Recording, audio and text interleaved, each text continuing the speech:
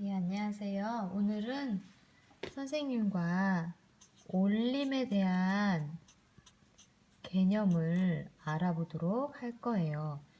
올림이라는 건 뭐냐면 지난번에 선생님이 도너츠를 사왔는데 우리 반이 24명이었었어요. 그런데 선생님이 도너츠를 이제 제과점가 사오는데 도너츠가 한 봉다리에 몇 개가 들어있었냐면 하나, 둘, 셋, 넷, 5봉지가 들어있어서 5개에 1,000원이었어요. 자, 그럼 선생님이 과연 몇 봉지를 사야 될까를 생각할 때 그때 바로 이 올림의 개념이 우리 생활에도 들어있었던 거죠. 자, 그러면 선생님이 몇 봉지를 사야 할까? 만약에 4봉지를 사게 되는 경우에는 총 20개의 도너츠를 가지고 와서 우리 반에서 4명이 못 먹게 되죠. 그럼 안 되겠죠. 그럼 결국 몇 봉지를 사야 돼요? 5봉지를 사야 되는 결론에 이르게 되는 거죠. 그래서 선생님은 그래서 그때 5봉지를 사 왔어요. 자, 이게 바로 올림의 개념입니다. 자, 우리 그러면 좀 더 교과서적으로 우선 들어가 보도록 할게요. 자, 기념품을 파는데, 자, 기념품의 같이 한번 읽어볼게요. 4학년 학생들에게 기념품을 하나씩 주려고 합니다. 기념품을 몇 개 사야 할까요? 그래서 아주머니 204개 이 열쇠고리 주세요. 그랬단 말이에요. 자, 그러면 밑에 보면 10개씩 묶음으로 사야 한다. 100개씩으로 사야 한다. 의 상황에 따라서 올림의 개념이 조금 더 보충이 필요하겠어요. 선생님이 한번 설명을 해줄게요. 자, 우리 기념품으로 열쇠고리를 204개를 사야 돼요. 자, 그런데 열쇠고리가 10개씩 묶어서 팔 때가 있대요. 10개 묶음으로 세트로. 자, 그러면 몇 개를 사야 할까를 한번 생각해 볼게요.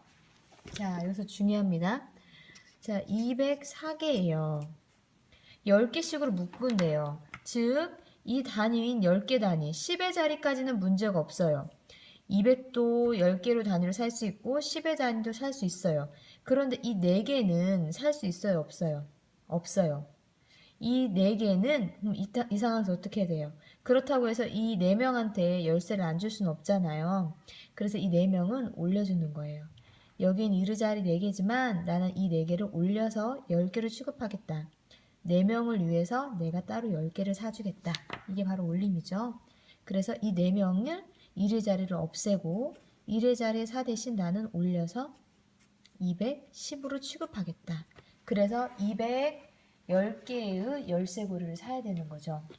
만약에 100개의 묶음으로 열쇠고리를 판다고 가정을 해볼게요. 100 단위로 팔기 때문에 이 100은 아무 문제가 될 게 없어요.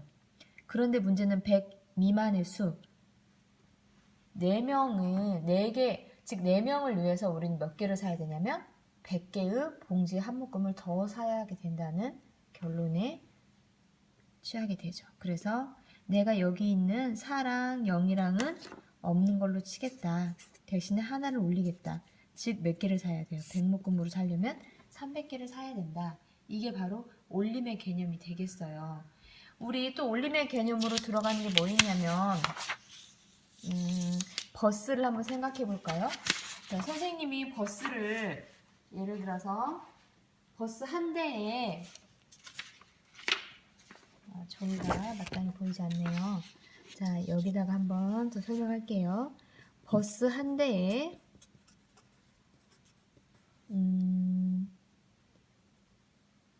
10명씩 탈 수 있다고 가정해 볼게요.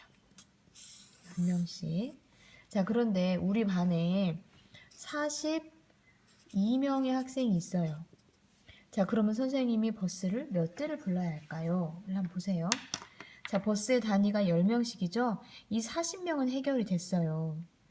그럼 나머지 2명은 선생님이 어떻게 놓고 와요? 그럼 너무 마음이 아프죠? 그래서 이 2명을 위해서도 올림을 통해서 버스를 더 불러야 돼요. 그러면 42명이 아니라 50명으로 취급을 해서 버스를 5대 불러야겠죠? 이게 바로 올림입니다. 즉 이제 올림에 대해서 공부하고 다음에는 또 버림에 대해서 공부를 할 거예요. 자, 이제 올림에 대해서 좀 더 생각해 보도록 해요.